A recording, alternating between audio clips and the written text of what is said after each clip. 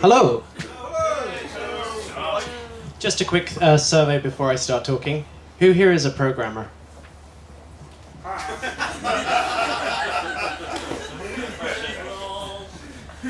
Who here is interested in learning to program? Excellent, there'll probably be more useful advice in here for you. Anyway, hello, my name is Tef, and I am a really terrible programmer.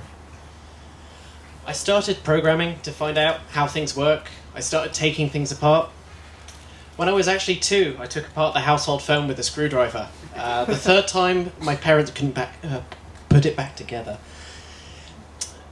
I kept taking things apart to find how they work, and now after more than a decade in the industry, I'm constantly surprised that things actually do work.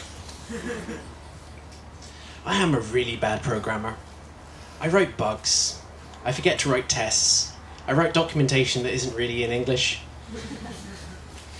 And in a code review, I am the most apologetic person you will ever see, which for some of the people in the audience may come as quite a surprise. But frankly, I know we can do better.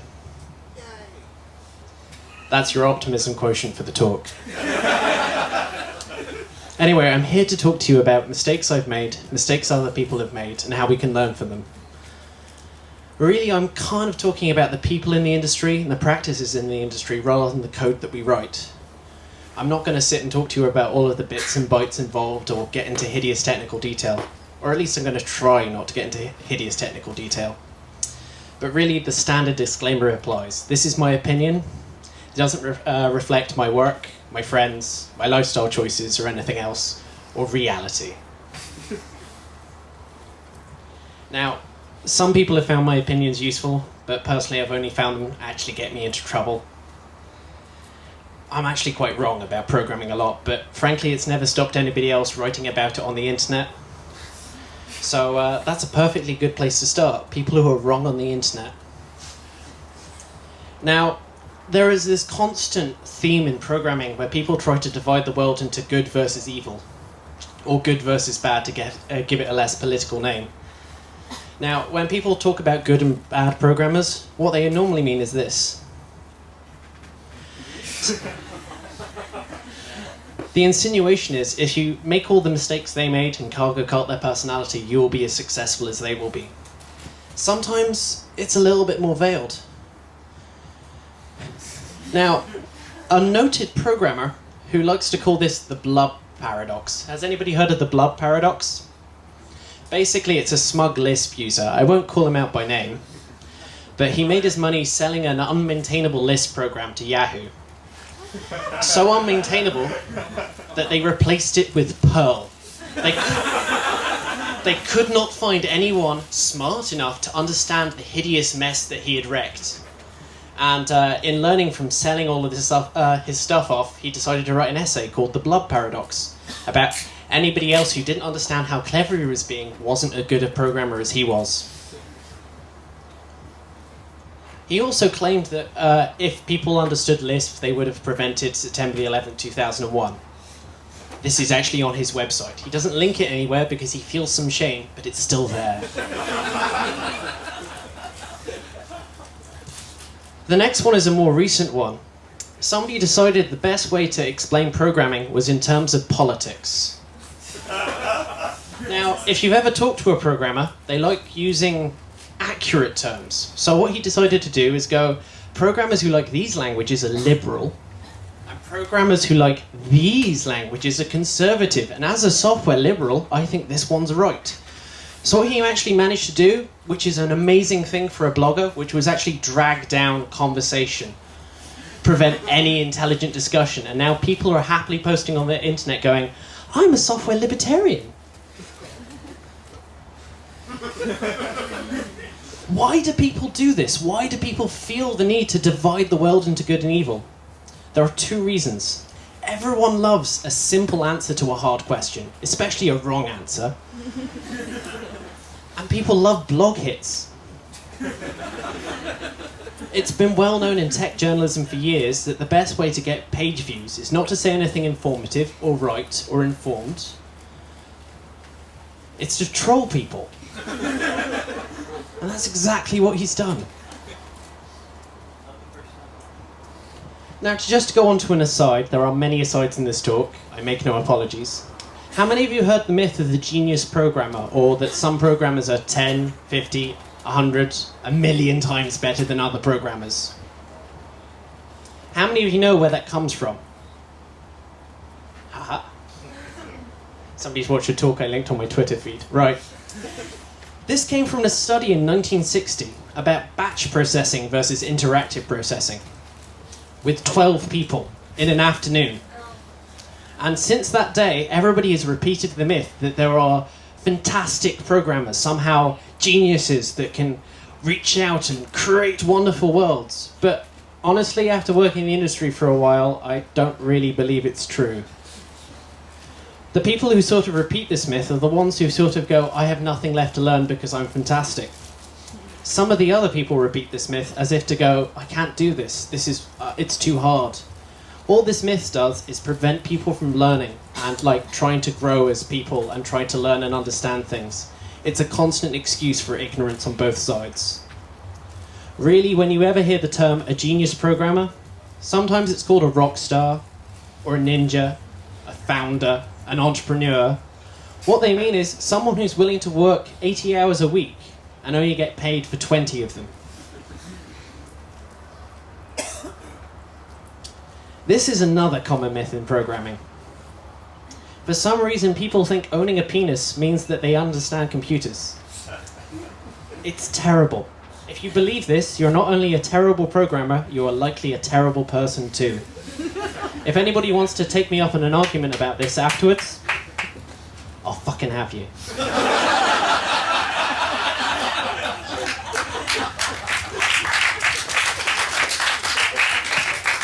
I'm really hoping once we can sort the gender divide, the race divide in programming, we can move on to more important issues closer to my heart, like tabs versus spaces, but I don't actually have a lot of hope.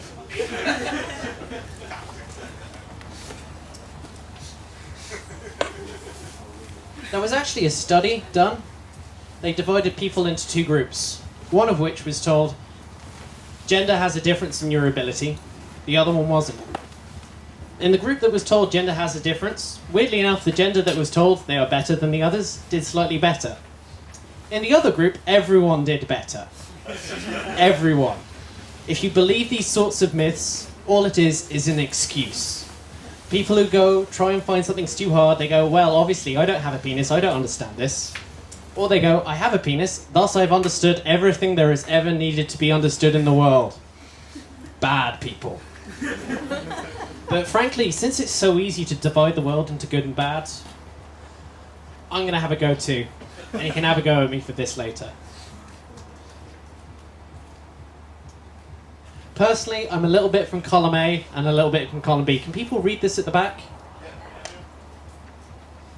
Basically, sometimes I refuse to try to learn, and other times I just blatantly refuse. But really, programmers make mistakes all the time.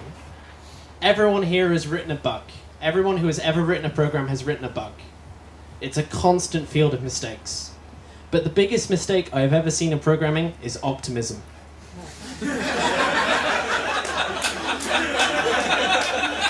Don't get me wrong, optimism is necessary if you actually, for a moment, understood the absolute challenge of programming, trying to understand everything that's going on, all of the interlinked libraries, all of the operating system calls. You would go mad. Absolutely insane. Optimism is absolutely necessary to do programming, otherwise we would sit and curl up into a small ball drinking whiskey. But you can tell an optimistic programmer, they have this saying, it goes, you would think that. You would think that we'll be able to sort this thing out. You would think that they'd be able to fix this bug. Every time they're being optimistic, they're underestimating the absolute difficulty and treachery of programming in the real world. Don't get me wrong, things could be better. Things could be much better. But we go out of our way to fix bugs, we run tests, hopefully. But really, we don't do anything to fix the situations that lead to bugs. We don't go around trying to fix people. Mistakes come from the environment too.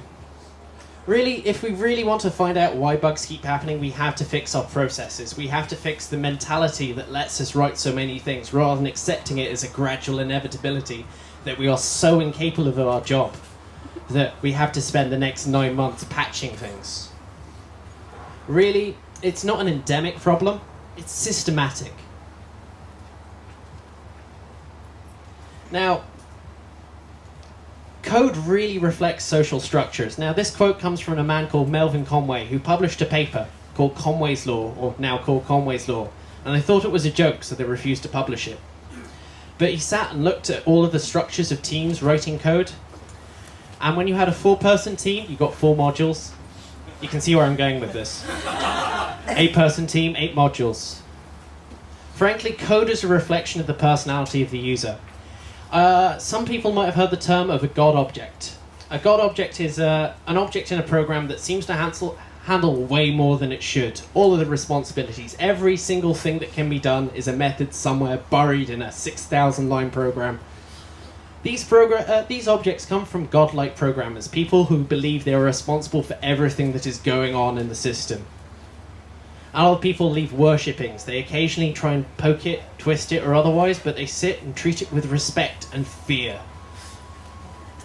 But as much as I'm picking on individuals making mistakes, and the processes that do that, groups make mistakes too, and I'd like to tell you some of my favourite group mistakes.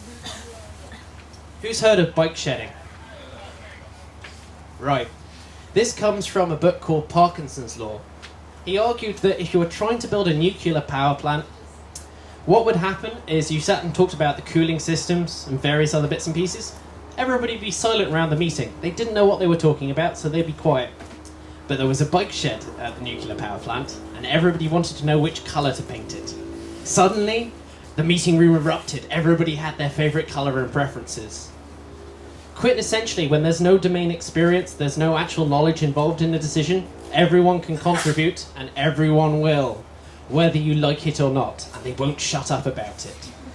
Quintessentially, everybody wants to feel part of the process, want to feel they're making part of the decisions, and they will happily try to stick their thumb, well, it's a Danish saying, sticking their thumbprint on things. So, when you lower the barrier to entry, you realise that all you're going to do is waste everyone's time somewhat, because everyone has a favourite colour, and no amount of argument can solve it. Another favourite of mine is called the group project. In a group project, a bunch of enthusiastic people go together and go, if only we all got together, if only we all tried to do something together, we could make something awesome. I've got a list of ideas I didn't find interesting enough to do on my own, but maybe some of you guys will really like them. The reality is collaboration requires leading by example. And by example, I don't mean being someone with lots of ideas. I mean someone who actually enacts on their ideas and actually tries to get stuff done. If you're really enthusiastic about a project, if you've seen around here, people will come up and help out. On the other hand, if you stand on stage and go, I've got the best idea in the world, people will sort of troll you from the back rows. Really, people have this idea that ideas are golden, ideas are perfect, ideas will save you from every type of hard work in the world. But ideas are multipliers for effort. Even the worst idea in the world can still make money if you put enough time into it. But really, if ideas are all you have, you're an idea guy. Now, if you have a group project, and all the people in there have ideas, now, a forum I'm on calls this Goon Projects. What happens is people go, I like video games. I'm really good at playing video games. I have this awesome idea for a video games. I just need someone to write the game, draw the art, and build the game, but I have ideas. I can totally contribute. It's a bit like somebody going up to you and going, I've got this great idea for a book. All I need is a writer, and you'll get a share of the royalties. You can tell these ones because all of the discussion revolves around almost one of two things. The name and the logo. Most recently, there's been attempts to build darknets or distributed social networking. There's a Reddit project set up called Darknet Plan. They finally banned threads about the name and the logo because that's all that was getting discussed. People who come up to you and go, I really like your project, I really want to contribute, I've got an idea for I'll set up the wiki, I'll set up the press camp. they're not going to help anything. I'm sorry. Another classic idea is waterfall. I assume some of you have heard of the waterfall development process? Who know? Hands up of you who have read Royce's original paper on waterfall. Well, that one person over there will know where I'm going with this. Waterfall was a straw man argument. On the first page of the paper we went, here is a system that doesn't work. But it turns out, when you put a really nice picture on the front page of your paper, that's as much as people will read. He then went on and elaborated how you need feedback through the various parts and how things have to, react to change. And it's one of the most terrible things that we do in software engineering at the moment. Project management is almost like an attempt to control reality rather than measure it or even have any idea of feedback. I'm sure many of you have experienced milestones upon high handed down. I have a number of times and I'm very bitter about it. Anyway. But really there's this mentality with waterfall that this time we'll do it perfectly, this time everything will go right. We don't need to have any slack, nothing will go wrong. You missed the bit explaining what waterfall is. Waterfall, have you ever seen the cartoon about birds in a tree? The birds at the bottom of the tree get covered in shit, and when they look up, all they see is assholes. That's basically what waterfall is. It's the idea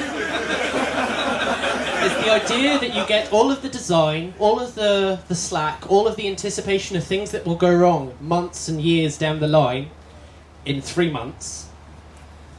And then if they happen further down the line, that's their problem. So you will get designs that don't work, constraints that don't work, and it's your fault and you have to clean up after the mess. This often ends up in crunch time. It turns out we don't need to do risk management. We don't need to worry about slack because we'll just make the programmers work for 80 hours a week. That's all they're good for. Does everybody understand waterfall now? But really, it's not just people, practices, methodologies, companies. We also don't know how to find good programmers or reward good programmers. Now, how many of you heard of brain teasers and interview questions? Do you know what you should do in an interview when somebody comes up to you and says, why are manhole covers round? Leave.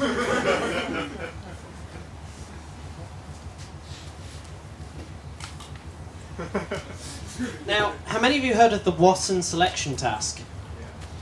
The Watson selection task is you get 4 cards on a table, 2 are face up, 2 are face down. One's red, one's black, and there's a patterned back and a plain back one. And you ask people, how many cards do I have to turn over to check every card is red?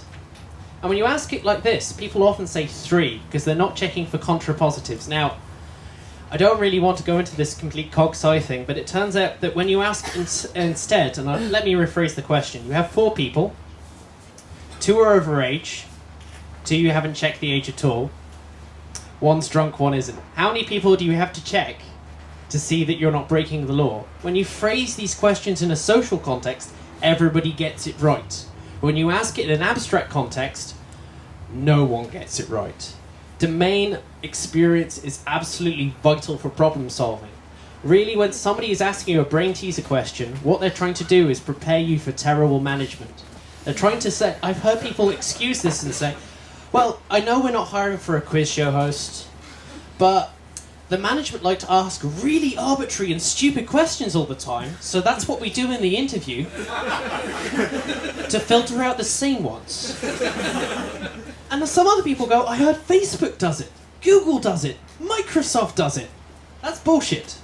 You read it in a tech journalism article. The same article has been going around for years. All that happens is the company that's in the light or the one, they do a search and replace with Google and put in Facebook. But I don't really want to argue about tech journalism. That's an entirely another talk. But frankly,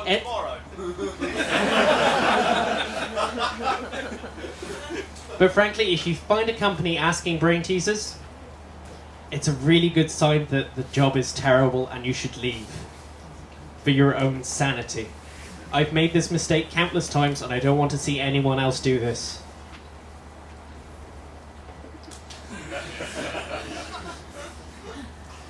Really, we like to call ourselves a science, computer science, but we don't really test our assumptions, or our code, or our methodologies, or really anything that we do. We have rituals, cargo culting. We have things called best practices that kind of amount to superstition. You'll still get people going, oh, I don't like garbage collection because my lecturer who works on punch cards thinks it's evil. We go around teaching people to create from the top down, writing every program as if it will be perfect once. And 4 years in university, I was never asked to maintain a program, fix a program, document a program, test a program, and it's very rare that these things happen in practice. But then, unfortunately, if you actually get a job programming, that's all you will ever be doing. For some reason, we have this idea, almost like pyramid builders, that we're building this gigantic obelisk that will stand for thousands and thousands of years. I'll apologise to the embedded programmers in the audience because those things are kind of true. But for the rest of you who are writing web apps or skins around databases, as I like to call them, almost all of the work you are doing is talking to other programmers, finding out what's going on, reading code, not writing it. Now, I don't mean to go off and have a go at prototyping or experimental coding. Experimental coding is fantastic. It helps you go off and understand the problem, fix it in your own head. But when I've written prototypes, almost everything I've learnt has been from pushing it into production and then fixing all of the really stupid ideas I came up with in the first week. But to move on again, I've talked about a number of bad things in programming, but I haven't mentioned the next one. Teaching. Well, I kind of have, but hey. Really, there are two driving factors in how we teach programming. One of which is nostalgia, and the other of which is how the teacher learns best. Do what I do, fail like I did, and you will be as successful as I have been. There isn't any appreciation of learning preferences. Now, I don't know if any of you have ever had dyslexic problems or gone to learning support, but there's this idea called the VARK test. Visual, audio, reading, and kinesthetic. If I ask you for directions, some people will tell me, some people will draw me a map, some people will walk me there, and some people will write down detailed lists of expressions. Not everybody learns in the same way, not everybody teaches in the same way, but for some reason we think that the only way to teach is how they learn. Any of you have been to university, you must have seen a university lecturer, the kind that will read his printed notes out. And they're not just doing it in the hope that everybody leaves and they can go back to the staff room and drink tea. They're doing that because that's how they learned. Really, what we want to do is encourage people to learn rather than dictating their learning course to them. A vital skill in programming in the real world is Googling, looking things up on your own, being thrown into the deep end. But we don't really encourage that. We kind of go, here are your learning outcomes, tick the boxes and you're done. In fact, when I was at university, I had to sit in a tutorial class and the tutor finally gave up trying to explain anything that was going on. And for the last tutorial lesson, all we did was chant. He told us to chant public, static, void, main. He'd given up absolute hope of trying to get us to understand, trying to be engaged, trying to learn, or even being enthusiastic. The only thing that would save his face was everyone getting at least 1 mark in the exam. You can see the difference between adult education and child education. Adult education, if people don't like it, they leave. In child education, if people don't like it, we send the police round. Really, there's a sort of lack of respect for learners. There's this whole sort of I know best. Personally, I've learned the most that I have about programming from sitting down with somebody else who asks the most amazing questions and I have to think about what I'm doing. I haven't learned anything from being on my own or just assuming that I know everything from the beginning. So really, if somebody asks me, I want to learn how to program, my first question, and it should be a question that you ask rather than telling them straight off, is what do you want to create? What do you want to build? So, just on a bit of random unsolicited advice, if you do want to learn programming, find the languages and the tools that your friends use, because otherwise you're going to be screwed when you need help. Find something that's easy to install. Find something that doesn't require going through a 300-page manual on how to open a certain dialog box and navigate through the menus. It's just not fun. Don't worry about object orientation, functional programming, and all of the crazy things that some of your friends with weird hair are talking about. Really, learning to program should be about play. It should be getting things up and running in an afternoon and seeing what happens. It should really just be about poking things and hopefully not crashing your computer. Learning programming shouldn't be the means to an end. It should be something you're doing in order to do something actually fun. Now, I've touched on the idea of learning through play, but what I like to suggest is people, they get a sandbox environment. They find, like, has anybody ever used Logo or a Turtle graphics? Yeah. Keep your hand up if that was the first language you ever started. Yeah, that's why you're stuck with it. That's why you've never escaped programming. It was so much fun in the beginning and you've been trying to find and recapture that ever since. I know I have. Now, I am recommending all of these things, and I talked about how nostalgia and learning styles kind of dictated how people teach, and I am totally guilty of this because my first language was Logo too. Logo was introduced by Seymour Papert in a book called, well, he wrote about it in a book called Mindstorms. If you're wondering, the Lego set is named after the book, not the other way around. One of the biggest ideas that Mindstorms elaborates is this idea of the math world, this idea of an environment in which the person at the front of the computer can dictate the terms, dictate the rules, dictate how things happen. A beautiful story was someone who was having trouble writing English, having trouble getting all the verbs to match, the tenses to match, was asked to write a poetry generator. And as they sat trying to encode the rules of grammar, a very simplistic grammar, I'm not suggesting anybody try to encode the rules of English grammar and programming, I don't want anybody else to go mad. But as they sat and did this, they suddenly clicked, because they suddenly found a way to formalize, to sort of internalize the rules of the thing that we're doing. It was no longer a black box, a thing that mysterious things happened and stuff came out the other end. They could actually see the effects of the changes they made, and it helped them learn. Piaget and constructivist learning, if any of you want to Google this later, it's totally awesome. There's a similar idea that's been espoused in math education. Now, a lot of math education is basically treated as a death march through formula. They call it problem solving, but really what they mean is find that bit of the book where we told you how to solve this problem exactly and then write it down on the piece of paper. Instead, they argue that you should teach maths by asking people, how do we measure if you have a box and you want to know the volume, you ask the children, how do we measure the volume? And they all come up with ideas all on their own, as if by magic. It's almost as if they're like enthusiastic before school crushes it from them. But really, the moral is here that learning is fun. Learning is absolutely fun, but only when you get to be creative about it. Only when you get to set your own terms, dictate your own rules, and get to explore without just having to go through a checkbox of learning outcomes. The other biggest influence in how I learn programming. Now, some of you have ever heard of ViewSource. It's a beautiful thing. I learned to program on the web early, and I would find something interesting. I would right-click it and go View Source. And at that time, JavaScript minimizers weren't popular, so you'd actually see code, and sometimes people would write comments explaining what they would do. And you had a working program, and then you could tweak it and change it and play with it and find something new. There wasn't this, I'm going to repeat myself, a black box. Suddenly I was free to explore and engage with the environment. I missed that. Now, I don't mean to go back to internet bloggers, but another internet blogger recently wrote an article called, "Why are you learning programming for fun?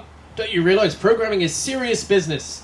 How dare the mayor of New York go out and learn programming? There's so many things to learn and so many things to do." It's like, maybe it was fun for them. Maybe they're enjoying themselves, and maybe that's actually how you got into it in the first place, you hypocritical bastard. But frankly, that's Jeff Atwood. I have many other opinions about Jeff Atwood. None of them are flattering. How many of them are fit for public consumption? In summary, he is a terrible person. Okay, I'll tell you a little story about Jeff Atwood. Jeff Atwood wrote on his blog and saying I'm writing a website and the business use case is filtering HTML and I must understand this in order to run a successful website. There are libraries written by people who understand HTML and parsing and all of the other bits involved. But if I used a library for my code, I wouldn't be doing my core business practice of rewriting strings. So he published his algorithm and people broke it. He published it again and people broke it. And then after a month of everybody telling him to do it the way that all of the libraries already do, he kind of grudgingly took their advice. And now what he says is, now I've gone through this learning experience, none of you have to do it. You can all use my library. You don't have to go and do this in the first place. With no hint of irony. He is a terrible programmer. But really, if you're going to tell people off for learning and playing and exploring, you're a bad person and I hate you. Now, I kind of touched on misogyny before, but this is just kind of a jokey title. Now, some people say you have to learn C. C is a real language. It's used everywhere. Real men use Fortran. Real men eat quiche. Now, the thing is about C, it's actually quite hard. It's actually quite old. There's a lot of things that you need to do to get it to get up and running. I've seen so many embedded programmers going, oh my god, why do I have to include files? What the fuck is this all about? Really, when you're trying to learn to program, you want to get something up and running, not in an afternoon, not in an hour. You want something up and running now. C is not the language to do this. Now, once you've become comfortable with the shell, become comfortable with an editor, become comfortable with the idea that you run, it crashes, you go and try and fix the problem, you cry a bit. Once you've come to terms with how terrible programming is, C is a perfectly acceptable second language. But frankly, forcing it down beginners' throats is just going to scare people off from the outset. Although, admittedly, I'm pretty sure that's what this talk is doing from the C is character building.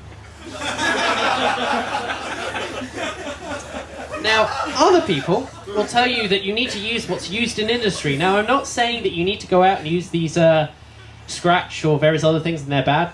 They're actually quite fun. But some people will say, oh, you must learn Java because you want a job in programming. You don't want a job in programming. Now, the thing is about object orientation is we only developed it in about, well, actually we developed it in 1964, but we've only come to terms with how useful it is in certain places after we've actually written large enough programs to benefit from them. Now, I mentioned before about chanting public static void main. This is what happens when you try and teach object orientation first. You spend the first hour explaining everything that they have to ignore in order to get the thing working. Now, I don't know about you, but teaching people the first lesson of ignore this, don't ask questions about this is too hard, doesn't sound like a really good way to encourage people to be exploratory and creative. Again, it's a better second language, not a first, but maybe third, fourth, fifth, somewhere down the line. Now, a lot of people, when they're learning, they look for ways to avoid learning. Some of you who hang around on forums on the internet where people are asking questions will go, I want to know if this will work, this 3-line program, and I'm too afraid to run it and see what happens, so I'm looking for some reassurance. This is a direct effect of this overcomplication of learning. Really, people learn with a view of trying to avoid as much work as possible, trying to cut their losses, because some things that you want to learn are just really, really, really hard, and it will take many, many years of your life. So, I don't think we should be teaching complicated languages. I don't think we should be teaching languages that demand that you ignore things, because all it will do is encourage people to ignore things in future and write comments on random people's blogs going, please can you send me the code. Now, another thing about learning programming is some people are like, programming is mathematics, so you must understand group theory, algebraic geometry, and differential geometry.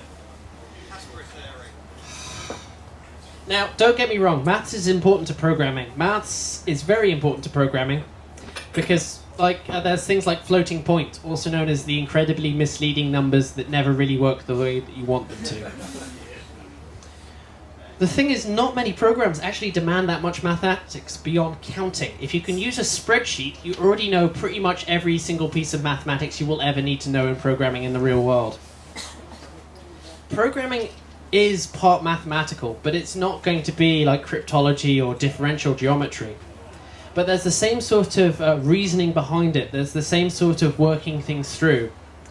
What I'm really trying to say here is not that programmers should be mathematicians, but programmers are mathematicians. And if you disagree with me, there's a big, big paper called the Curry-Howard isomorphism that says that proofs are programs, but you can look that up when you go home. But ultimately, programming is not just one thing, it's an interdisciplinary thing. You need to be able to write in your native language. You need to be able to have critical reasoning. You need to have engineering discipline, and you need to have that whole sort of mathematical reasoning as well. But the most overlooked skill in programming is understanding the domain of the problem that you're actually solving in the first place. Now, as I slowly get to the end of my talk, I thought I'd share some tips on how to be a successful programmer. But as I said in the beginning, I'm a terrible programmer. I burn out in jobs, I go mad, I drink too much, etc. But other people seem to get along really well in programming, and I've sat and watched them, so I thought I'd share some of the ways in which they do this. Don't write documentation. Documentation means you're replaceable. If you fix a bug, make sure it fixes only that case that they've talked about, so that somebody else can reopen the bug later. The standard library is evil. Don't use things other people understand. The best code is the one that you've written yourself. Go crazy with advanced features. Object orientation is not crazy enough. The type signature of your function should be at least 50 pages long. I had a boss who was a PhD. I shouldn't be mentioning about this because it's being recorded, but the thing is, whenever he wrote a program, it wasn't to solve the problem, it was to demonstrate how smarter he was than everyone else in the room. Every single feature was in a different file. And it was fine for him, he could keep all of this complexity in his head. I'm really terrible, I'm really stupid, I can't keep any of this complexity in my head whatsoever, and I constantly struggled to do any of the things they were doing.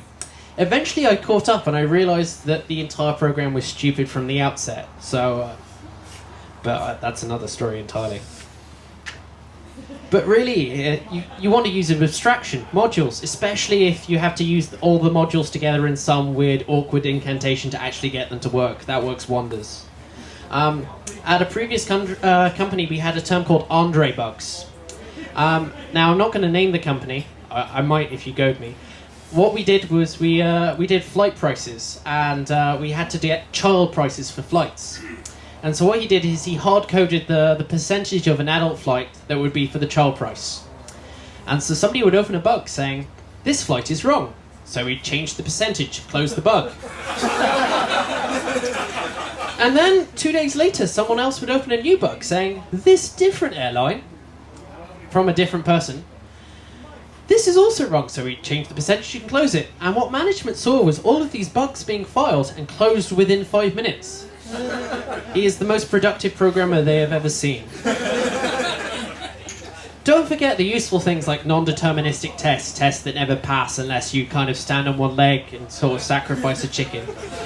Remember, if it takes at least a week to get all the stuff installed on your machine, that's perfect because no one ever can keep up to what you're doing. But ultimately, being a successful programmer is being a solipsist, pretending there are no other people in your team and you're the only hero that can save the world.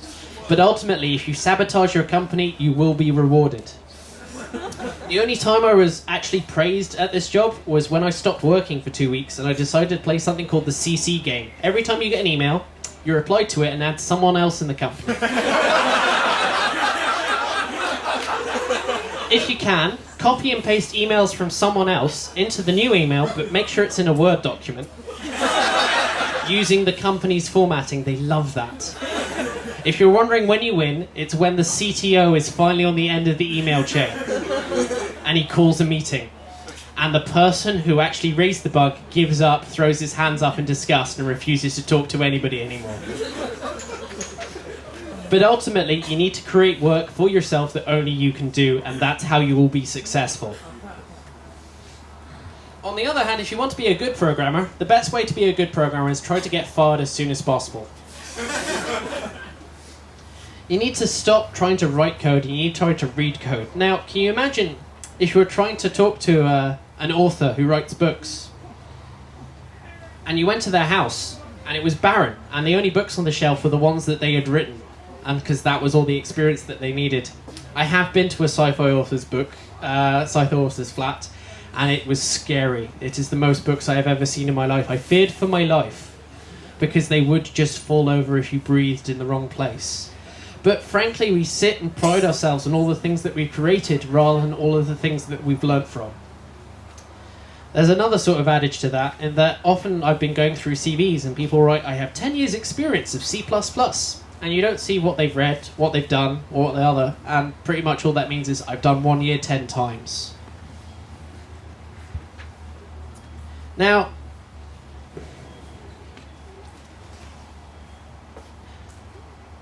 sorry, my notes are wrong. I'm going to have to improvise now. Now, sometimes people complain that it's really hard to estimate about work and work out what actually needs to be done. But I'm not sure if that's because we're constantly reinventing new stuff, or we kind of refuse to read about all of the people who've done it before. I'm still on the fence about that one. But really, what you really want to do is write code as if you're going to get it wrong, as if all of the assumptions you hold dear will be absolutely stupid. Write code as if you can delete it tomorrow and replace it, because almost certainly you will have to. This is a lot easier if you don't spend all your time writing lots of code. Empathy is fantastic in programming. We need a hell of a lot more empathy. There's this horrible trend where if you ask a programmer a hard question, they'll go, wow, we'll put a checkbox in the program and leave it to the user. Also known as, we told them to go fuck themselves. But really, you don't want to try and write correct code. You just want to write code that's less painful when you're wrong, and you will be. Really, the moral is, you want to write code that's easy to replace, not easy to extend.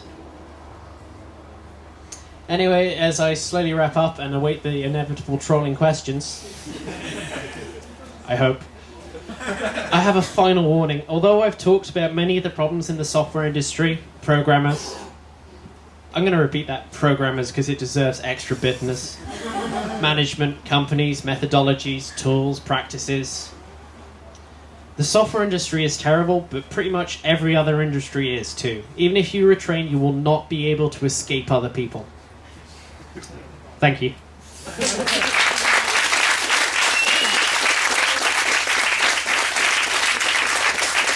So, who wants to go there? Any questions? One, two. I know that was kind of shrouded in humour a little bit, but I guess there was a kind of a serious point there. Do you find that the kind of points you were making, you know, the negative sides of software development apply to younger programmers than they do to people who are a bit more seasoned in the field? Actually, I find the inverse. When we tried to do hiring at this company, we tried to interview a lecturer on C++ who didn't understand the difference between the stack and the heap. I can't explain that reference, but if you understand C++, that's like, what the fuck are you doing? But frankly, we found that the less qualified, the less trained they were, the less we had to unlearn from them, the less of the assumptions we had to take away. They were actually more willing, more humble, and more open to actually trying to learn new things. On the other hand, when you get a prize-winning graduate in Scotland, no names, I actually can't remember his name, so I can't shame him, who doesn't know any sort of even the most trivial thing about the language they wrote their final year project in. Really, I'm not, okay, I am a dropout, I have an absolute bias towards these things, but frankly I found the less educated people are about programming, the more open they are to actually learning about it in the first place. Next, do you want to pass the mic down? That would be awesome. You spoke about education. Speak into the mic. Is it on? Hello, can you turn this mic on? You spoke about education in the university or school, whatever. But I find there is also an issue with education at workplace. I'm struggling with actually new hires or relatively new hires who literally say things like, when asked if you read about this, they say no, but I think. And quite often, naturally, what they think someone else already thought about, and they didn't come to the same conclusions. So it's a struggle for me. I'm not sure what the question was, so I'll just improvise an answer. Maybe I'm just channeling my frustration. It's okay, that's what I've been doing for half an hour. I think everybody else is entitled to it. There's often talk about a skills gap in employment, and normally what it means is we don't want to pay for people who know what they're doing.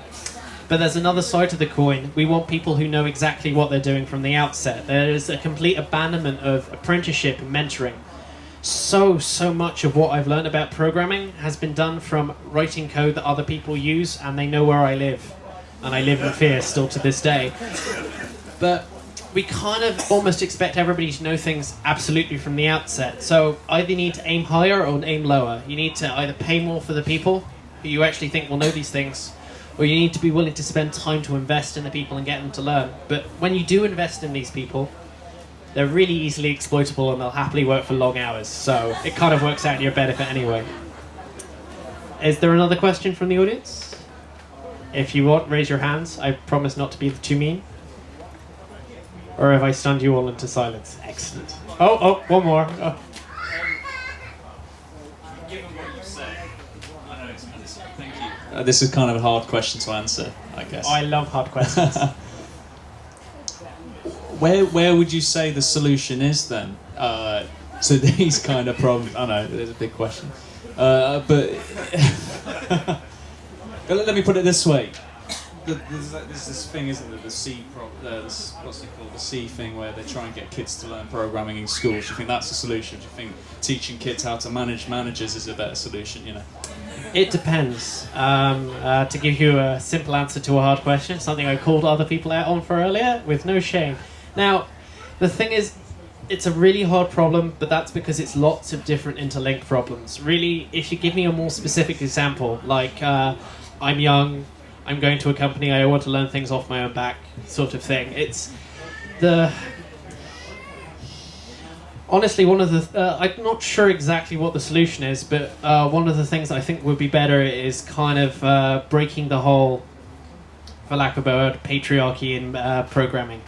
There is so many angry young white men in programming, who basically go around assuming that they know everything. There is a complete lack of diversity. So I think if we get more interesting people with different backgrounds or otherwise, we can start to get along and start to learn from each other a little bit more.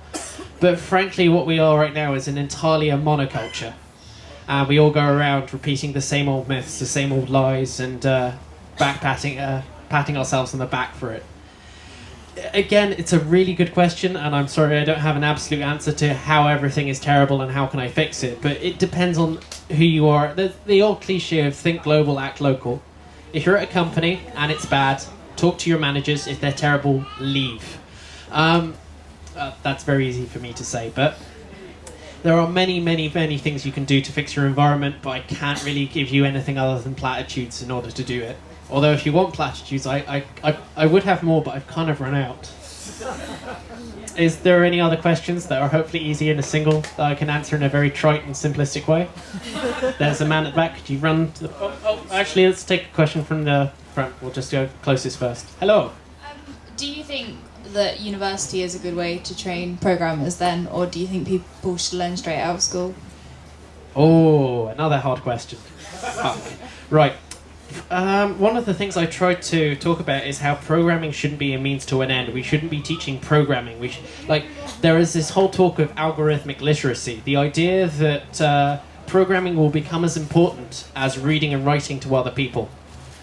And so I don't think we should be teaching programming in the sense of it stands alone. There's this magical tool that has no means, or almost like a completely theoretical subject, almost like pure mathematics. But as you can see with mathematics, it's been branched out to physics, chemistry, sometimes biology, if you're pushing it statistics, and if you're really pushing it economics. But I think programming should be actually taught fairly early on, just because it's a fantastic tool. The computer is a gigantic lever on which you can move the world. When I was a kid, I was constantly... the first time I ever saw satellite pictures of my house on the internet, I was amazed, and I'm still constantly amazed at the internet, like watching pictures live from space over an internet link on my mobile phone. but really that only happened because no one thought it was interesting enough to put on TV. But I'd say the way in which we're approaching teaching programming is wrong, because we're teaching it as a solitary skill, something that only stands on its own, rather than programming something that can be so much more useful in other fields to actually achieve really interesting and useful and fun things. Now you can see this in bits like the demo scene, the music hackers, the bioinformaticians, where they're going off and writing very, very simple programs, and they all feel really bad about it for some reason. Oh, my code's so terrible, I don't know what I'm doing. Are you solving a problem? Yeah, it's really awesome. Yeah, you're fine. And instead we celebrate all the people who seem to just write programs for their own sake, programs that are just complex messes or otherwise. I'm not actually sure if that answered your question, I kind of went off on one. Does that answer your question? I guess that'll have to do. There was a question at the back. Do you want to... thank you for passing the mic back.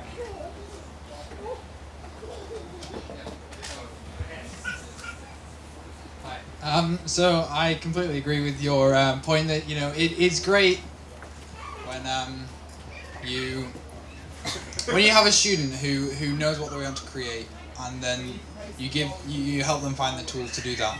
And I wanted to make a course like that when I was at university for the students. So I tried to make a course, and I was like, okay, so lesson 1 in the course, what do you want to make? And they were all like, I thought, yeah, I don't know. Like, you tell me what to do. And I mean, there are some students who really took that, but most of the students were like, no, I'm too used to this. You know, maybe they're too used to being just fed it. Basically, education got to them before you could help them to learn.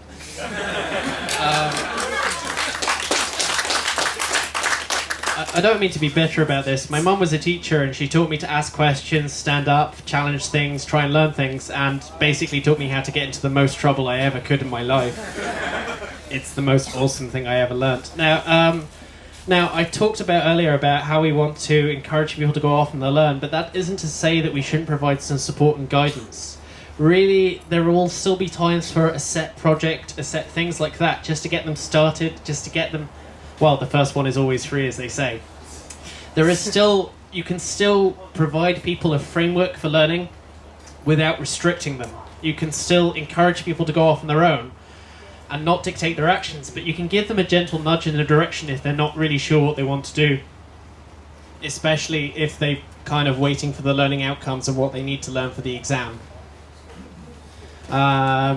Admittedly, if you want to sit and work on course materials afterwards, I'm probably quite happily to sit and argue with you about everything, but again, to go back to learning preferences, you need to sort of attack learning from all sides. You need to realise that not everybody learns in the same way, not everybody is enthusiastic in the same way, and not everybody really wants the same outcomes from the course. And you can't always ask them because they don't always know.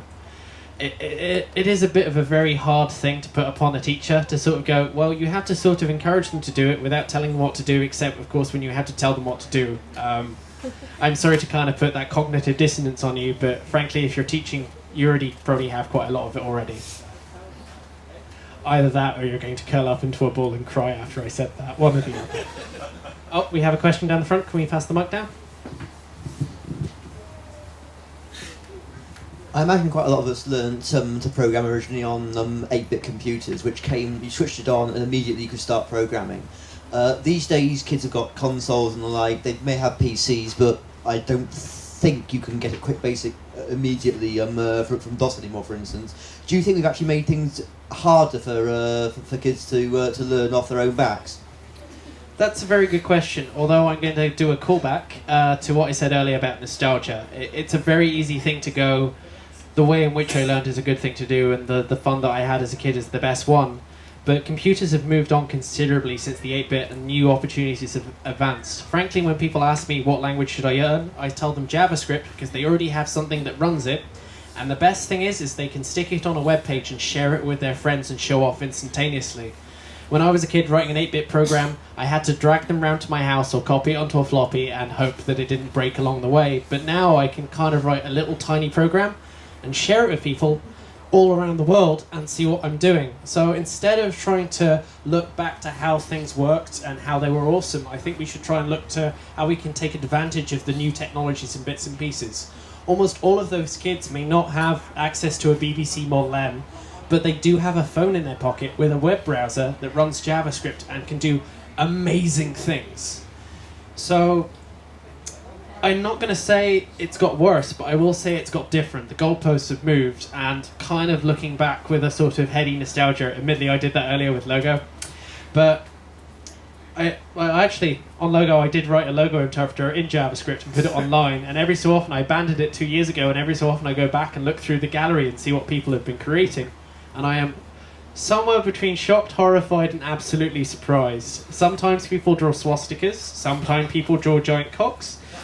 Other times people have found out how to draw houses or spell out their name and various other bits and pieces, but as I look through all of these crap drawings, I know they've been having fun and they've been playing, they've been enjoying, and maybe I've sucked them into the mistakes that I have made. So, I guess to answer your question, or although I'm pretty sure I've answered it through probably repeating myself now, we need to take advantage of the new technologies rather than just simply looking back to the past. We can still get the instant on environment, we still can do those things. There's things like Squeak, there's things like Scratch, there's things like Alice. There are lots of environments for people to play and explore that are actually very accessible. And we shouldn't be trying to go, well, the only way in which you can learn is on an embedded computer, because when you put it like that, it does really sound like go fuck yourself. I hope that answers your question without being completely insulted. No, I completely forgot about JavaScript, you're right. Okay. Is there any more questions? Oh, we've got a question down the front. Could we pass down the mic and hopefully it will be turned on? Hello. Hello. We're standing a foot from almost a meter or two stand from up each other. face to face if you like. All right. Hello there. Let's not get the mics too close together. Right. Picking up on your theme of embracing the new, why do we need to teach people to program at all? Why don't we just give them a Stack Exchange login? Because that's teaching them to Google for answers to industry questions rather than teaching them to program. Stack Exchange is the most awesome thing in the world because people no longer have to go to expertsexchange.com to find out why their undocumented Java library which their boss has forced upon them isn't working. Stack Exchange, has anybody ever heard of the term the XY problem? The XY problem is this. How do I get the last 3 characters of a file name? What are you actually trying to do? I'm trying to get the extension. Extensions aren't always 3 characters. You actually want this sort of thing. The XY problem is basically that people ask questions in terms of the solution they understand rather than the problem. And people will ask questions on Stack Exchange in terms of, I've come up against a brick wall along this really stupid way in which I've been solving the problem. What's the immediate answer I can get to keep going for the next 5 minutes until something else breaks? There isn't an encouragement on Stack Overflow to actually challenge the person's question as being valid, challenge their actual methodology, their assumptions as being valid. There is just a sort of instant reward for doing this. If you meet somebody with a high Stack Overflow reputation, that means they are probably an excellent copywriter rather than a programmer. The entire reward system is about being first to answer a question, copying and pasting other people's answers and summarizing them, rather than actually helping people understand the problem in the first instance. Now, I did mention I hate Jeff Atwood. I hate him with a passion. If he's ever watching this talk, I really do hate you. This isn't a joke. Stop writing. I am never going to forgive you. You're a terrible person. But I don't think that giving them a series of questions and answers asked by people who don't know what they're doing is going to be a good way to encourage them to learn on their own, experiment on their own, and try out new things. Don't get me wrong, giving them a counter Stack Overflow can help them in certain ways, but I don't think it's going to encourage the right sort of attitude, the right sort of, well, for lack of a better, smaller word, examining contrapositives, challenging their own assumptions, let alone the assumptions of the rest of the world. Is there any more questions? Go on. Hey. Who's Jeff Atwood? Jeff Atwood writes a blog called Coding Horror, where he basically either copy-pastes from Wikipedia or books that other people have written, and in between he tries to solicit his own opinions, which are always terrible. Here, look, Oh, I'm writing a book about programming. Here's a chair that I like. Oh, isn't it cool? And the only time people actually find his comments insightful is almost always when there's a sentence written at the top and then 15 paragraphs copied pasted from Wikipedia. Joel Spolsky is also a terrible person. Basically, if you read the book Peopleware by Tom DeMarco, you can go back and see that Joel Spolsky is not exactly full of shit, but basically an excellent photocopier of other people's actually intelligent advice. Or actually, on Joel Spolsky, he recently wrote a post a year ago saying, do you know what I hate? People who write anecdotes dressed up as information. The people like Malcolm Gladwell who feel the need to tell a story rather than actually help people out. Without any sort of irony, he also wrote a book called GUIs for Programmers, where he talks about, I worked in a bakery. Writing a GUI program is very much like working in a bakery. Let me tell you about this. Fred Brooks is the same. He's written 2 books, one of which is, So I Wrote an Operating System. Let me tell you about how everything you're doing is writing an operating system. And So I Built a House, which is his most recent one. Let me tell you about how programming is like building a house. We have this terrible, terrible thing of generalization in programming where we find something that works and we will just happily mash it into everything that comes along. It's the same problem I mentioned earlier about how bringing political philosophies into programming chat kind of destroys everything. People will happily take one thing that works in its domain, throw it away, throw the domain away, and then apply it somewhere else. It's because finding something that works is considered so remarkable. Well, somebody from the back just said, finding something that works is considered so remarkable. Not unless you get it right the first time. JWZ wrote a rant going, there's nothing worse in life than getting it right the first time because no one will ever believe you. And they will spend all of their time making it wrong repeatedly until they slowly learn the things that you learned in order to come to that decision. This sounds like a communication problem. Really, we kind of treat programmers as if they're like solofists, as if they're individuals working on their own programs, never having to share. The first time people will ever have to look at other people's code is pretty much day one of the job. For 4 years, all they do is they get people to work on individual projects. In my university, they actually got people to work on a group project, which was known as the hazing. Industry loved it, and they always say, we love your students, they love your graduates, because they've already been broken by the time they get out of it. I think university group projects teach one lesson, which is never trust anybody. Thank you, that was a nice ad-lib comment from the paranoid in the back. Middle. Is there any more questions that I can kind of like pass off with sort of wry wit? Do you have a question? Or are you just like being excited and waving your hands? That wasn't a question. Oh, we've got a question over there. You can use the mic if you like, or I'll just repeat back what you said in a way that makes it an easier question to answer. What's your feelings on the proliferation of courses, very specialised courses like learning video game design as opposed to general computing? Well, excellent question. That means I have to think about it before giving you a glib answer.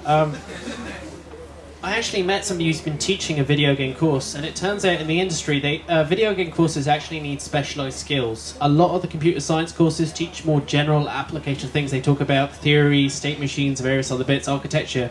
They don't teach you how to use OpenGL. They don't teach you how to use OpenAL. They actually require quite a lot of experience and knowledge. And so what they were saying is, we're going to teach these courses so we don't have to spend 2 years bringing graduates up to scratch to be good games programmers.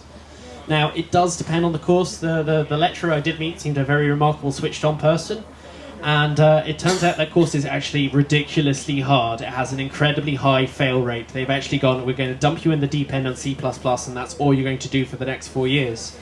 So introducing specialised courses that are actually harder, more demanding. I'm not going to try and do the whole machoism thing and say it's a good thing, but it does mean that they're actually trying to rigorously push people into that domain rather than the whole sort of, here, look, use click and play, you're a games developer now, hooray! That's a good thing.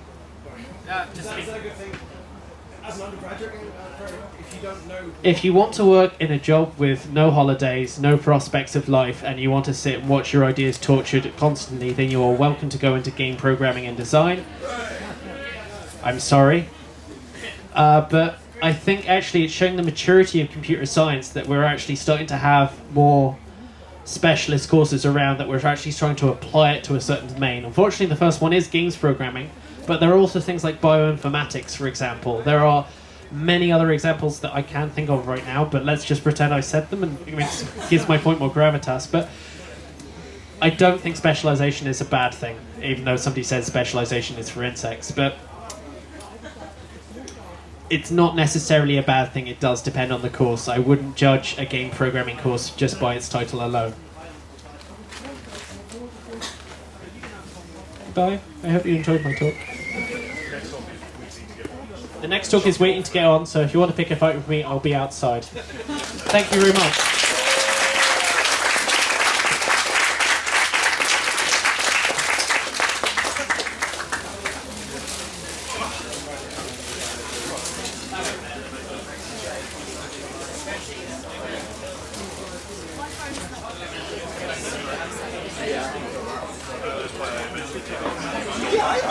I really like it.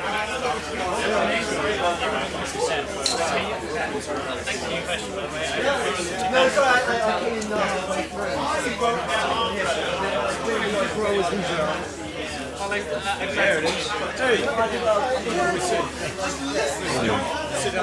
You prepared for your talk? Hey, Rodquin, come sit next to me so I can catch up on the gossip. Sorry. Tell me what's happening in the Netherlands. With the gossip? Scott, have you got that back? Can you not fuck me left?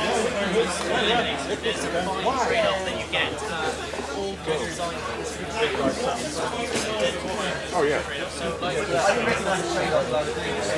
I will be quiet. You're shitting on the middle.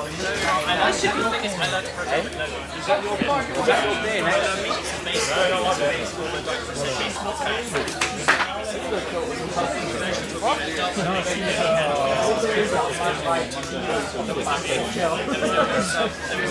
No,